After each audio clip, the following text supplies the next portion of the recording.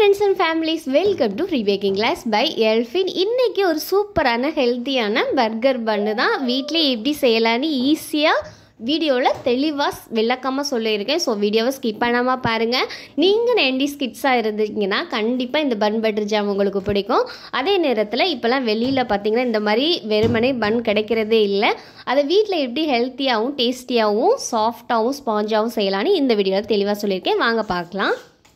First ஒரு பெரிய பவுலில் 250 ml கப்பில் அரை கப் அளவு பால் எடுத்துக்கோங்க. 125 ml அளவுக்கு எடுத்துக்கோங்க. இந்த பால் வந்து வெது வெதுப்பான சூடில் இருக்கணும். அதாவது குழந்தைங்களுக்கு டீ ஆற்றி கொடுப்போம்ல அந்த சூடில் இருக்கணும். இந்த பால் ரொம்ப அதிக சூட்லேயும் இருக்கக்கூடாது, இல்லை சூடே இல்லாமல் சுத்தமாக ஆறியும் இருக்கக்கூடாது. வெது வெதுப்பான சூடில் இருந்தால் தான் ஈஸ்ட் வந்து ஆக்டிவேட் ஆகும். நீங்கள் அதிக சூடில் போட்டு ஈஸ்ட்டை போட்டுட்டு ஈஸ்ட் ஆக்டிவேட் ஆகலைன்னு சொன்னீங்கன்னா பாக்டீரியா மாதிரி தான் அது வந்து ஒரு நொதிக்க வைக்கிறது. ஸோ வந்து அதை வந்து நம்ம அதிக சூடு ஊற்றும் போது அதோட தன்மையை அது வந்து இழந்துடும். அதனால தான் நம்ம அதிக சூடு தேவையில்லைங்கிறோம். இது கூட 2 டேபிள் ஸ்பூன் அளவுக்கு சர்க்கரை சேர்த்துக்கலாம். இந்த சர்க்கரை சேர்த்துட்டு நல்லா நம்ம கலந்து இந்த சர்க்கரை கரைச்சி எடுத்துக்கலாம். இது கூடவே கரெக்டாக 1/2 டேபிள் ஸ்பூன் அளவுக்கு நம்ம வந்து ஈஸ்ட் எடுத்துருக்கோம். இந்த ஈஸ்டோட கிராம் பார்த்திங்கன்னா கரெக்டாக 5 கிராம் இருக்கிற மாதிரி எடுத்திருக்கேன். இப்போ இந்த ஈஸ்ட்டை சேர்த்துட்டு நம்ம லைட்டாக வந்து கலந்து மிக்ஸ் பண்ணி ஒரு 10 நிமிஷத்துக்கு அப்படியே ரெஸ்ட்டில் விட்டுறலாம். அப்போ தான் வந்து ஈஸ்ட் ஆக்டிவேட் ஆகும்.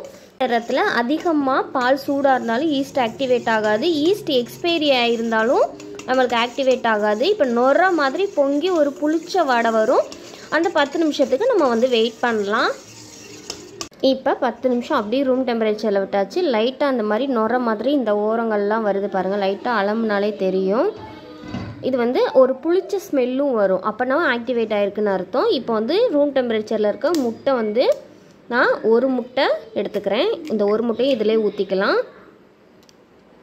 இது கூடவே 1/2 டீஸ்பூன் அளவுக்கு உப்பு சேர்த்துக்கலாம். சேர்த்துட்டு இது நல்லா மிக்ஸ் பண்ணி எடுத்துக்கலாம். மிக்ஸ் பண்ணதுக்கப்புறம் கரெக்டாக 300 கிராம் அளவுக்கு மைதா எடுத்துருக்கேன். இந்த 300 கிராம் மைதாவை இதில் சேர்த்துட்டு லைட்டாக மிக்ஸ் பண்ணிவிட்டு அப்புறம் வந்து கை வச்சு நீங்கள் பிசைஞ்சுக்கோங்க. பிசைஞ்சு எடுத்தாச்சு. இதில் வந்து நான் எக்ஸ்ட்ரா தண்ணியோ பாலோ எதுவுமே சேர்க்கலை. நம்ம கொடுத்துருக்க மெஷர்மெண்ட்டில் எவ்வளோ சேர்த்தோமோ அதை மட்டும்தான் சேர்த்து பிசைஞ்சிருக்கேன். இது கூடவே 30 கிராம் அளவுக்கு அன்சால்டு பட்டர்.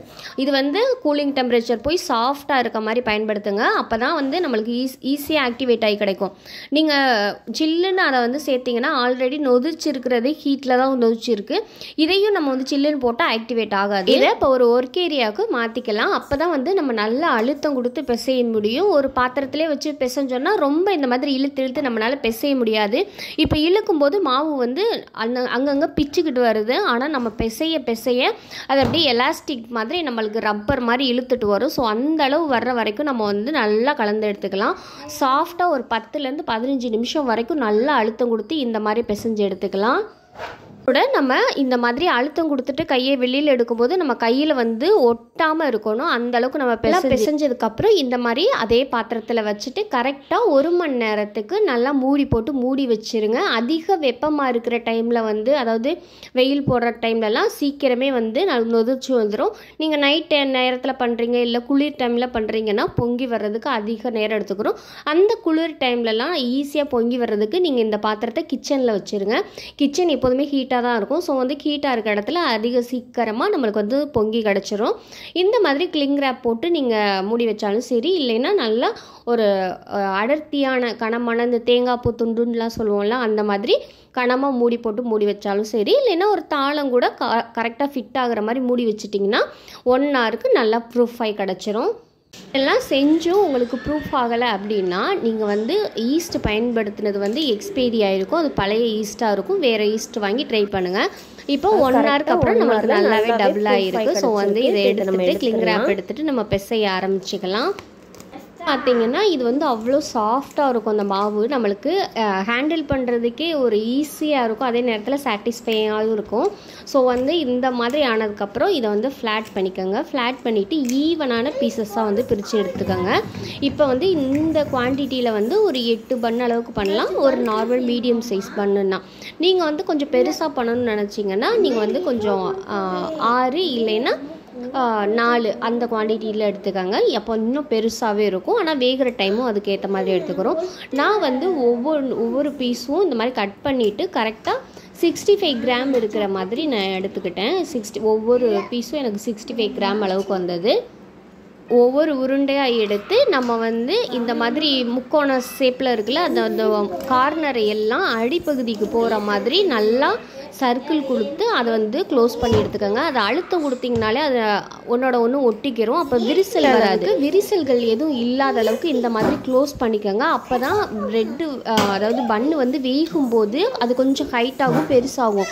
அப்போ அந்த வெடிப்பு வந்து பார்க்குறதுக்கு அவ்வளோதுக்கா நல்லா இருக்காது. ஸோ அந்த வெடிப்பு கம்ப்ளீட்டாக க்ளோஸ் ஆகிட்டு ஒரு சர்க்கிள் எப்படி உருட்டுவோமோ அந்த மாதிரி நீங்கள் உருட்டி எடுத்துக்கலாம். சொல்லப்போனால் கொழுக்கட்டை பிடிக்கிற மாதிரி தான் ரவுண்ட் ஷேப்பில் பிடிச்சா நம்ம விரிசல் எதுவும் இல்லாத அளவுக்கு கம்ப்ளீட்டாக செஞ்சு எடுத்துக்கலாம். பார்த்தீங்கன்னா இந்த மாதிரி எல்லாத்தையும் நான் ரெடி பண்ணி எடுத்துட்டேன். இது மேலே நீங்கள் கிளிங் ரேப் போட்டாலும் சரி, இல்லை ஒரு டவல் போட்டு மூடி வச்சாலும் சரி, மறுபடியும் ப்ரூஃபிங்க்கு ஒரு மணி நேரம் வச்சிடலாம். இன்னும் மேலே ப்ரௌன் கலரில் வர்றதுக்காக நம்ம வந்து எக் வாஷ் வந்து கொடுக்கணும். ஸோ வந்து அதுக்கு வந்து நீங்கள் நல்லா ப்ரௌன் கலரில் பன்னு கலர் தெரியணும் அப்படின்னு நினச்சிங்கன்னா வெறும் மஞ்சள் கருவை மட்டும் கலக்கி எடுத்துக்கோங்க.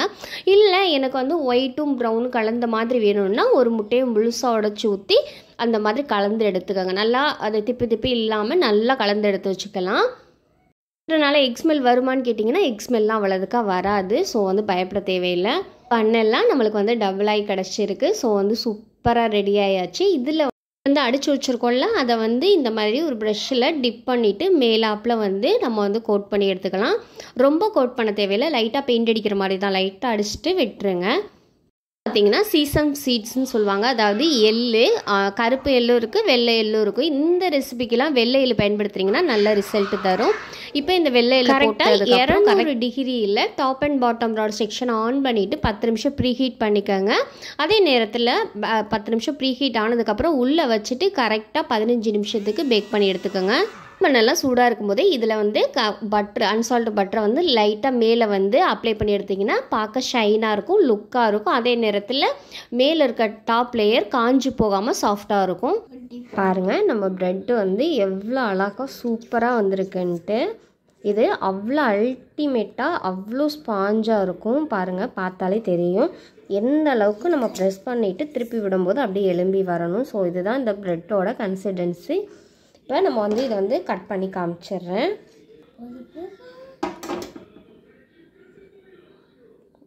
பாருங்கள் எவ்வளோ அடர்த்தியாக எவ்வளோ ஸ்பாஞ்சாக இருக்குன்ட்டு.